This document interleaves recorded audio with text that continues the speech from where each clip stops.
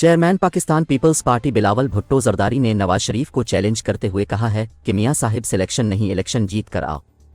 تیمرگرہ میں workers convention سے خطاب کرتے ہوئے بلاول بھٹو زرداری کا کہنا تھا کہ رائیونڈ کا وزیر اعظم چاہتا ہے مجھے چوتھی بار سلیکٹ کیا جائے، جو 3 بار فیل ہوا وہ چوتھی بار کون سا تیر مارے گا؟ میاں صاحب انہی سے ٹکرائے جنہوں نے 2/3 اکثریت دلائی۔ میاں صاحب نے ایک بار پھر حکومت دلوانے والوں سے لڑنا ہے۔ انہوں نے کہا کہ اگر چوتھی باری ملی تو میاں صاحب وہی روایتی پرانی سیاست کریں گے، ہم 3 بار بھگت چکے، اب چوتھی بار بھگتنا پڑے گا۔ میاں صاحب جن سے 2/3 اکثریت مانگ رہے ہیں وہ کہہ رہے ہیں کدھر سے دیں؟ اگر اکثریت ملی تو پھر نقصان آپ کا ہوگا۔ سابق وزیر خارجہ کا کہنا تھا کہ زمان پارک کے وزیر اعظم نے عوام سے جھوٹے وعدے کیے تھے۔ زمان پارک کے وزیر اعظم کے دور میں انتقامی سیاست عروج پر تھی۔ ایک سیاسی جماعت چاہتی ہے کہ الیکشن جیت کر مخالفین سے انتقام لے۔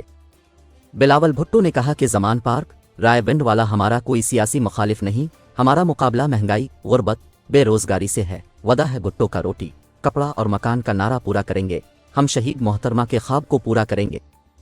چیئرمین پاکستان پیپلز پارٹی کا مزید کہنا تھا کہ عوام نے ساتھ دیا تو پیپلز پارٹی حکومت بنائے گی۔ پیپلز پارٹی نے ہمیشہ الیکشن کا مطالبہ کیا اور سلیکشن کے خلاف کام کیا۔ میاں صاحب چیلنج کرتا ہوں سلیکشن سے نہیں الیکشن لڑ کر آئیں۔